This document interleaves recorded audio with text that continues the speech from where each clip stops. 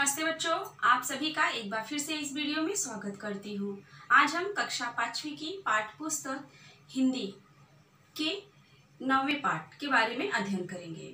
तो देखो बच्चों, 9वां पाठ दिमाग चलाओ, जिसके हमने भाग 1 में 7 मुहावरे और कहावतों का अर्थ लिख करके उसका वाक्यों में प्रयोग किए थे। और हमने ये भी देखा था कि मुहावरों का और कहावतों का प्रयोग हम कब करते हैं, जब अपनी भावनाओं और विचारों को प्रभावपूर्ण ढंग से और आकर्षक तरीके से यदि हमें किसी के समक्ष प्रस्तुत करना है, तब हम मुहावरे और कहावतों का प्रयोग करते हैं। या हमें अधिक बातों को कम शब्दों में और गहराइयों से व्यक्त करना है, तो हम मुहावरे और कहावतों का प्रयोग करते हैं, जो हमने पिछले वीडियो में देखा। उसमें से हमने जो 14 मुहावरे और कहावतों था, तो जिसमें से हमने 7 के बारे में देखा। तो हमने देखा आँख मिचौली खेलना, 9 2 11 होना, लाल पीला होना, बंदर क्या जाने अदरक का स्वाद, मगरमच्छ के आंसू बहाना। इस तरह से हमने 7 मुहावरों के अर्थ लिख करके वाक्य में प्रयोग किए थे। अब हम इसके आगे का जो कहावत और मुहावरे दिए गए हैं, उसके आगे का अर्थ लिखेंगे और वाक्य में प्रयोग करेंगे। तो चलिए बच्चों, देखते हैं कि आगे कौन कौन सा मुहावरा दिया गया है। अब यहाँ पे आप ध्यान दीजिए। तो देखो बच्चों, इसके पिछले वीडियो में हमने देखा कि आँख मिचौली खेलना पहला, 1 और 1 11। आँख मिचौली खेलना मतलब कभी प्रकट होना, कभी गायब हो जाना। 1 और 11 मतलब एकता में बल होता है। अक्ल बड़ी या भैंस मतलब बुद्धि से शारीरिक क्षमता से अधिक कौन बल होता है? बुद्धि। अब देखो अगला है बंदर क्या जाने अदरक का स्वाद, मतलब मूर्ख व्यक्ति जो होता है उसको गुड़ का पहचान नहीं होता है। अब देखो ये भी हमने देखा, घड़ियाल के आंसू बहाना। और छठा देखा 9 2 11 होना, मतलब भाग जाना। फिर देखा हमने 7वां लाल पीला होना, गुस्सा होना। इसकी सभी मुहावरों के अर्थ लिखकर उसका वाक्य में हमने प्रयोग किया। अब अगला हम इस तरह से देखेंगे। 8वां, जैसे कि यहाँ पे चित्र दिया है, मुंह में राम बगल में छुरी। और 9वां है दांत तले उंगली दबाना। 10वां है पेट में चूहे दौड़ना। 11वां है अपने पैर पर कुल्हाड़ी मारना। 12वां है ईंट का जवाब पत्थर से देना। और 13वां क्या दिया गया बच्चा? सूर्य को दीपक या दिया दिखाना। 14वां क्या है? घर की मुर्गी दाल बराबर। आज हम इस वीडियो के माध्यम से दिए गए इन सभी 8वां 9वां 10वां 11वां 12वां 13वां 14वां इन सब का हम अर्थ लिखेंगे और अपने वाक्यों में प्रयोग करेंगे। तो देखते हैं किस तरह से हम अर्थ लिखते हैं। पहला 8वां, देखो दिमाग चलाओ। देखो बच्चों, इसके पिछले वीडियो में हमने 7 मुहावरे और कहावतों का अर्थ लिखा, वाक्य प्रयोग उसका सरल वाक्यों में प्रयोग किए। जैसे कि पहला हमने देखा कि आँख मिचौली खेलना, दूसरा 1 और 1 11, तीसरा अक्ल बड़ी या भैंस, जिसका जो ये सब हो चुका है। बंदर क्या जाने अदरक का स्वाद, मगरमच्छ के आंसू बहाना। अब इसके बाद है 9 2 11 होना और लाल पीला होना। यहाँ तक 7वें तक हमने इसका अर्थ भी लिखा और उसको अपने वाक्यों में प्रयोग किया। आज हम यहाँ से देखेंगे 8वां। देखिए यहाँ पे चित्र किसका बना है? मुंह का। और ये चित्र किसका दिया है बच्चों? चाकू का। देखो, मुंह में राम बगल में छुरी। चाकू को हम लोग और क्या बोलते हैं? छुरी भी बोलते हैं। तो ये क्या हो गया? मुंह में राम बगल में छुरी, ये कहावत है। तो देखो इसी तरह अब इसका हम अर्थ लिखेंगे कि मुंह में राम बगल में छुरी का जो अर्थ होता है कपटपूर्ण व्यवहार करना। तो आप देखिए 8वां, जो यहाँ पे मैं लिख रही हूँ बच्चों, आपको हिंदी की नोटबुक में आपको लिखना है।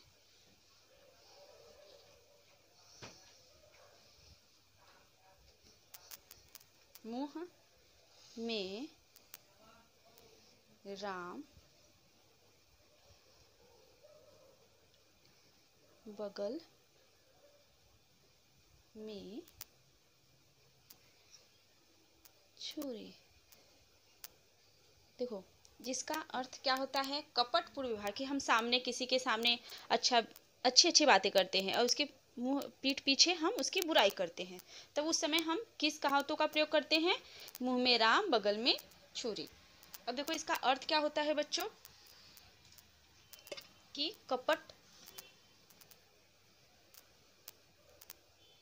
कपटपूर्ण व्यवहार।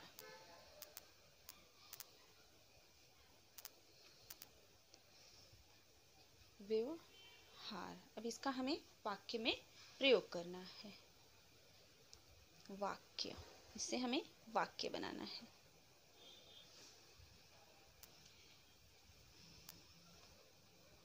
देखो कि राम नाथ व्यक्ति हैं, रामनाथ, रामनाथ ने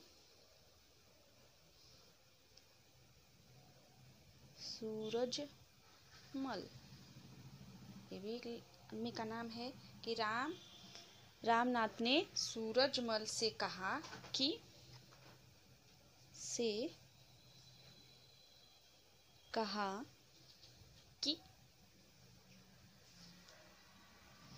उस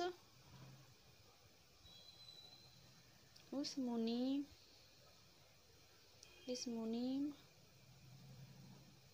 पर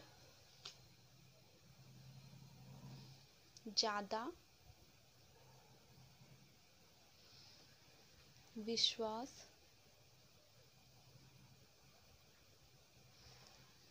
मत करना, क्योंकि उसके, अभी हम लोग क्या लिख देंगे, उसके मुंह में राम, बगल में छुरी रहती है। उसके मुंह में राम, बगल में छुरी रहती है। अब ये हमारा क्या है, कहा, इसको हम अंडरलाइन कर देंगे। अब देखो बच्चों, दूसरा चित्र आप ध्यान से देखिए। 9वां क्या दिया गया है, यहाँ पे दांत दिखाई दे रहा है। दांत तले उंगली, देखो ये उंगली का चित्र है, तो दांत तले उंगली दबाना। अब हमें इसका भी मुहावरा लिखकर, अर्थ लिखकर वाक्य में हमें प्रयोग करना है। तो 9वां देखिए,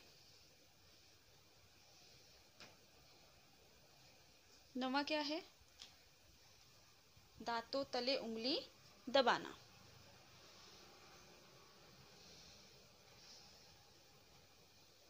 दांतों तले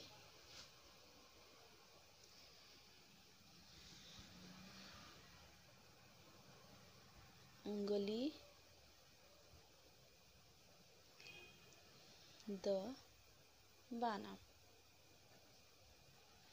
अब हमें इसका अर्थ लिखना है कि आश्चर्य करना। जब हम कोई आश्चर्य की चीज देखते हैं तो हम दांतों तले उंगली दबा लेते हैं।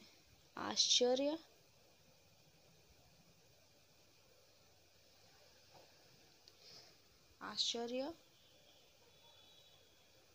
करना। अब इसका हम वाक्य प्रयोग करते हैं।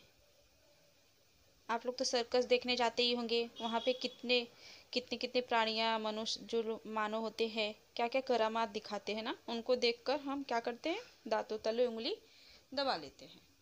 तो देखो,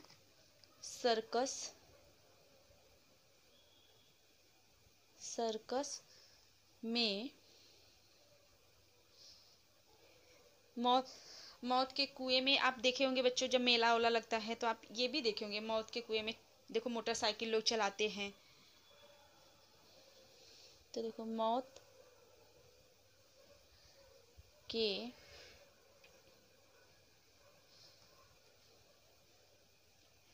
कुएं में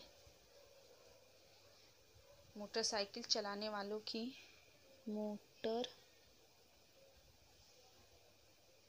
साइकिल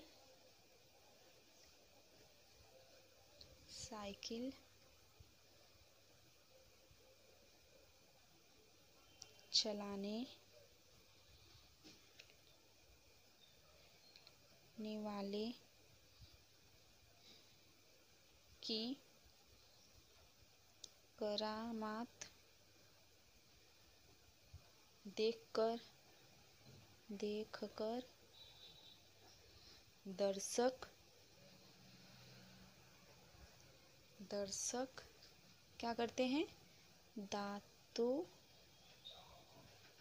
तले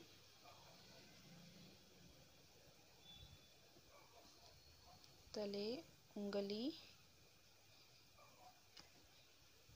दबाने लगे।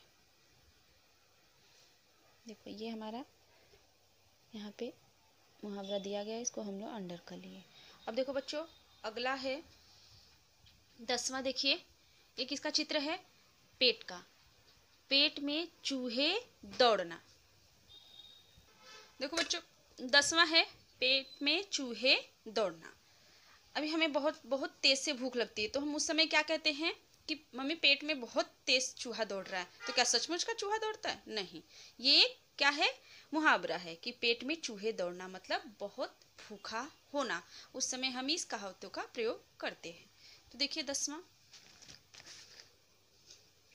कि पेट में चूहे दौड़ना। अब इसका अर्थ हमें लिखना है। क्या होगा अर्थ? बहुत भूखा होना। बहुत भूखा होना। जैसे कि अगर हम 2-3 दिन व्रत रहे, उपवास रहे, तो उसके बाद हमारे पेट में क्या दौड़ने लगता है बच्चों? चूहा दौड़ने लगता है। उस समय हम कहते हैं कि पेट में चूहा दौड़ रहा है। या कोई अनशन पे बैठा रहता है तो उसके पेट में क्या दौड़ने लगता है? चूहा। तो देखो, मतलब बहुत तेज से भूख लगना। 2 दिन के लगातार उपवास मतलब आप जानते ही होंगे, व्रत होता है ना? व्रत में तो कुछ खाते पीते हैं नहीं। उपवास के कारण अनशनकर्ता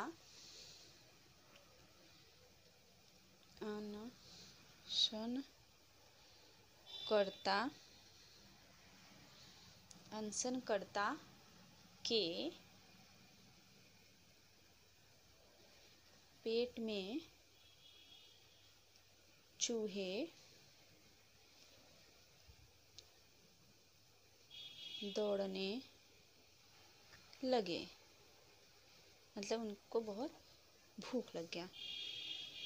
इसको हम अंडरलाइन कर देते हैं, पेट में चूहे दौड़ने लगे। अब देखो बच्चों, 11वां देखिए। 11वां क्या किसका चित्र दिया गया है? यहाँ पे अपने पैर पर कुल्हाड़ी मारना मतलब खुद का नुकसान करना। जब हम अपने पैर पे ही कुल्हाड़ी मार लेंगे तो उस समय हम क्या कहते हैं कि हमारा खुद का ही नुकसान हो रहा है। तो इसे देखिए, 11वां हमें लिखना है कि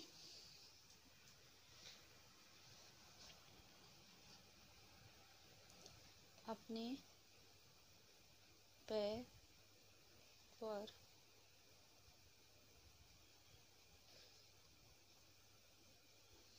कुल्हाड़ी मारना मतलब इसका अर्थ क्या होता है? स्वयं का नुकसान करना या अपना नुकसान खुद करना। अपना ये अर्थ है इसका, अपना नुकसान स्वयं करना या खुद करना।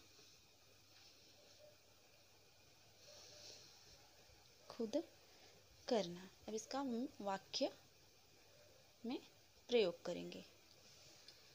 तो देखो कि हम जहाँ पे काम कर रहे हैं, अगर वहाँ के लोगों से यदि हम झगड़ा कर रहे हैं तो उस समय हम कह सकते हैं कि अरे अपने पैर पर ही कुल्हाड़ी मारना के समान होता है कि अधिकारी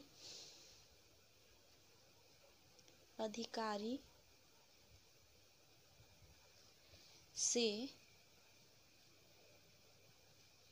झगड़ा मूल लेना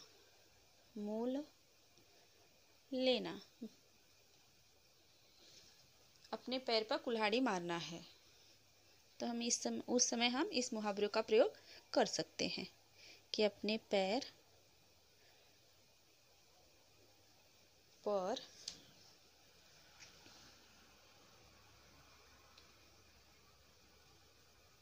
कुल्हाड़ी मारना है। अब यहाँ पे इसको हम अंडरलाइन कर देंगे क्योंकि यही हमारा मुहावरा है। अब देखो बच्चों 11वां, ध्यान से चित्र दिखाई दे रहा है आपको 12वें नंबर पे। 11वें के बाद देखिए ये किसका चित्र है बच्चों, दिखाई दे रहा है, ईंट है। ये क्या है, ईंट। ईंट का जवाब पत्थर से देना। इसका अर्थ होता है कड़ा प्रतिरोध करना या विरोध करना। और जैसे कि हम लोग बोलते हैं ईंट का जवाब पत्थर से देना, मतलब कि विरोध करना, एकदम कड़ा विरोध करना, जवाब हाजिर जवाबी देना। तब उस समय हम लोग ये इस मुहावरों का प्रयोग करते हैं कि ईंट का जवाब पत्थर से देना। तो चलिए 12वां लिखते हैं हम लोग। 12वां नंबर क्या है,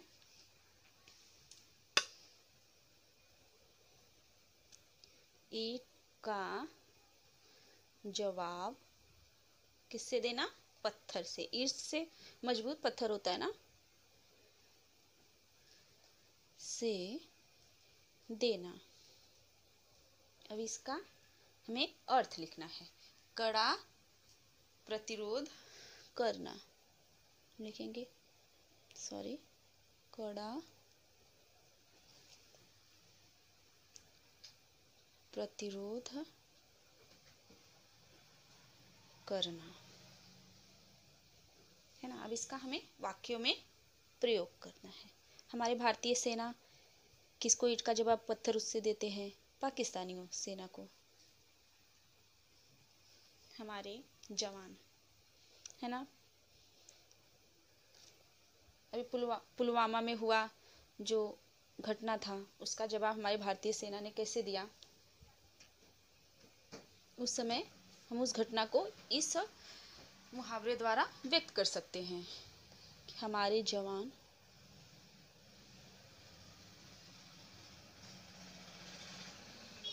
पाकिस्तानी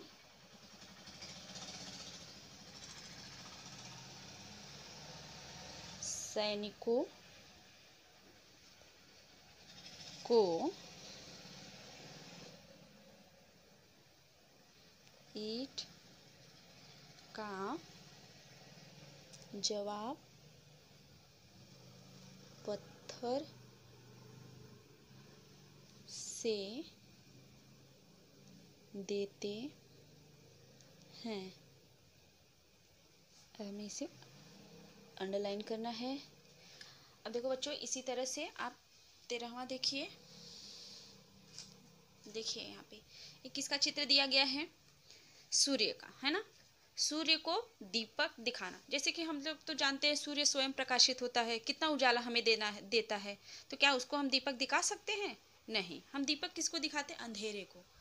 लेकिन हमें यहाँ पे क्या दिया है, सूर्य को दीपक दिखाना, जिसका अर्थ होता है कोई भी गुणवान या बुद्धिमान व्यक्ति है उसको हम शिक्षा देना।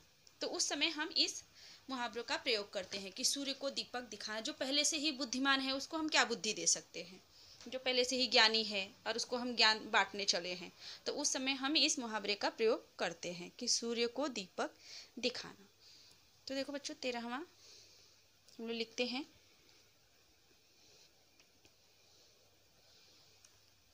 क्या है कि सूर्य का चित्र दिया है, इसलिए हम लोग इसे लिखे सूर्य को दीपक या दीपक दिखाना। अगर हम सूर्य के सामने दिया लेके जाएंगे तो हमें सब मूर्ख कहेंगे, जिसका अर्थ होता है गुणवान व्यक्ति को शिक्षा देना। गुणवान व्यक्ति को शिक्षा देना, है ना। अब इसका हम वाक्य में प्रयोग करेंगे। देखो आप तो रामधारी सिंह दिनकर को जानते होंगे, है ना। बहुत ही वो महान कवि हैं, वो हमारे राष्ट्र कवि हैं। अब उनको यदि मैं कुछ सिखाती हूँ या कोई कुछ उनको शिक्षा देता है तो उस समय हम कह सकते हैं कि सूर्य को दीपक दिखाना। देखिए राष्ट्र कवि रामधारी सिंह दिनकर का परिचय, जिसे जो महान व्यक्ति होते हैं बच्चों, उनका परिचय सब जानते हैं, उनका परिचय देने की जरूरत नहीं होती है। परिचय देना, उस समय हम कह सकते हैं कि सूर्य को दीपक दिखाना। सूर्य को दीपक दिखाना, ये हमारा मुहावरा है। इसको अंडरलाइन लाइन कर दिए। अब देखो बच्चों, अब आपको 14वां नंबर पे हमारा अंतिम ये चित्र दिया गया है। देखिए यहाँ पे एक इसका चित्र है घर का। घर की मुर्गी दाल बराबर यहाँ पे दिया गया है। अब ये तो आप सुने ही होंगे, आपके मम्मी सब लोग बोलते हैं ये कहावत ज़्यादा कर कि घर की मुर्गी दाल बराबर। मतलब हम जो हमारे घर की चीज़ होती है हम उसको महत्व नहीं देते हैं। अगर हमारे घर के पास मंदिर है तो वहाँ हम कम जाएंगे, लेकिन हमें हमारे घर के जो दूर मंदिर है वहाँ पे हम लोग सप्ताह में एक बार चले जाते हैं। तो इसलिए कहते हैं कि जो हम घर की जो चीज़ें होती हैं उसको हम महत्व नहीं देते हैं, तो इसलिए इस कहावत का हम प्रयोग करते हैं कि घर की मुर्गी दाल बराबर। तो इसका आप देख लीजिए, हम लोग अंतिम मुहावरा लिखते हैं बच्चों अपना 14वां कि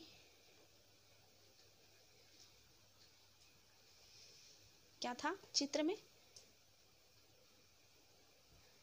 घर की मुर्गी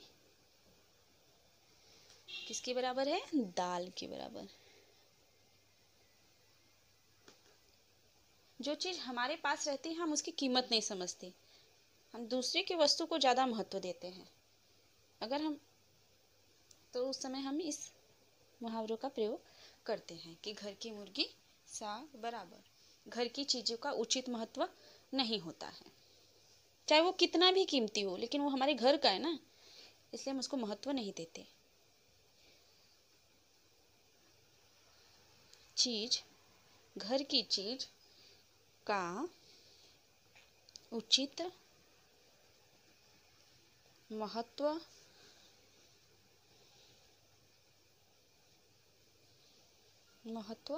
नहीं होता। अब हमें इसको अपने वाक्य में प्रयोग करना है।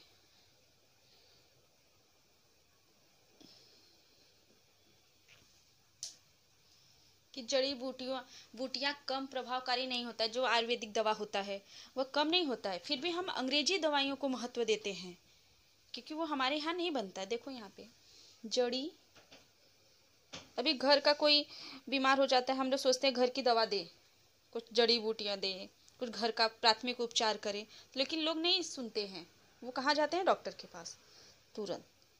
जड़ी बूटियाँ कम प्रभावकारी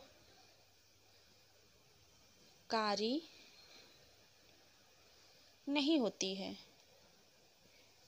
नहीं होती, पर अंग्रेजी दवाइयों के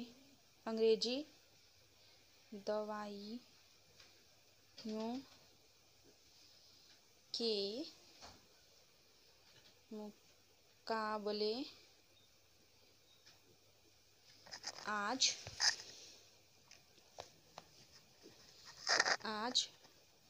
उनकी